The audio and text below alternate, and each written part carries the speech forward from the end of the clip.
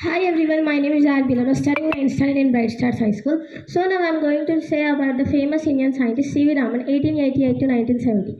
Chandrasekhar Venkat Raman was a legendary physicist who made phenomenal works in the subject light scattering. Despite receiving so many awards and accolades, he grounded to remain and contribute to the nation with his excellent knowledge and prizes.